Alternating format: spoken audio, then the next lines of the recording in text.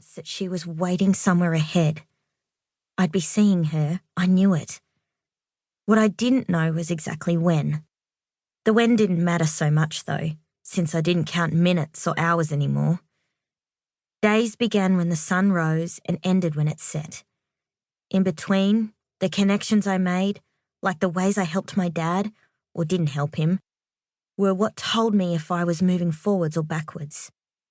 As my grandpa Jim had once said to me, life doesn't move through time, Bethy. Time moves through life. Dad was staring at me with the lost expression I'd come to hate. I waved encouragingly at the town. Why don't you go investigate? He stared for a moment longer. Then he turned away and wiped at his eyes, focusing his attention on the houses below us. I am investigating. I'm getting a sense of the place. His voice was raspy. He drew in a deep breath and added in a more even tone. It reminds me of where your mum and I grew up. His mouth twisted as if he'd tasted something bad. Local police officers can have a lot of power in a place like this.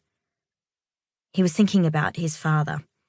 My grandpa on Dad's side, who I'd never actually met, had been a cop for 30 years, and he wasn't a good guy. Dad said his old man thought the law was there to protect some people and punish others, and Aboriginal people were the others. Grandpa and Grandma Teller had thrown Dad out when he started seeing Mum, and they never wanted anything to do with me, their Aboriginal granddaughter.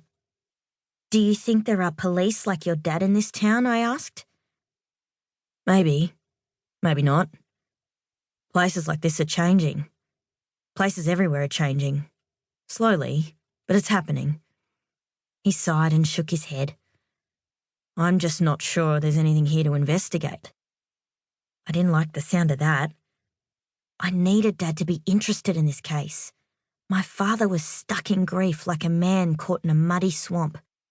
I had to get him to walk forward until he'd left the mire behind. Otherwise, he'd just keep sinking until the water swallowed him. Someone did die in that fire, I pointed out. That was why Dad was here, because an inferno had engulfed a children's home and killed, well, somebody. The body had been burned too badly to identify, so the cops were working on getting DNA or dental records to find out who it was. But at least it wasn't one of the kids. They'd all escaped, which I was glad about. The littlest was only 10, same age as my cousin Sophie. You can't give up on this case before you even know who's dead, I told him. The only people living in that place besides the kids were the home's director and the nurse, so it's likely one of them, Dad replied. Probably the nurse, because he was tall, and so is our corpse. Then what happened to the director, I demanded.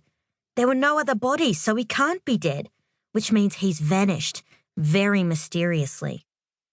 The local police might have found him in the time it took us to drive here, Dad said. Don't go overcomplicating this, Beth. The fire was likely accidental, remember? You don't know that for certain. The faulty wiring is only what do they call it? Preliminary assessment. Dad snorted. Preliminary or not, the local cops could have handled all of this, at least until there was more information. He gave a frustrated shake of his head. I've only been sent here because of oversight. Oversight was the name of an initiative the government had introduced after a series of bungled murder investigations.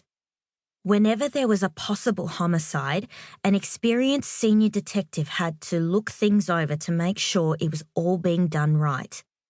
Dad had lots to say about how the money put into oversight should have been spent on more resources and better training instead. Except oversight wasn't really why he was here.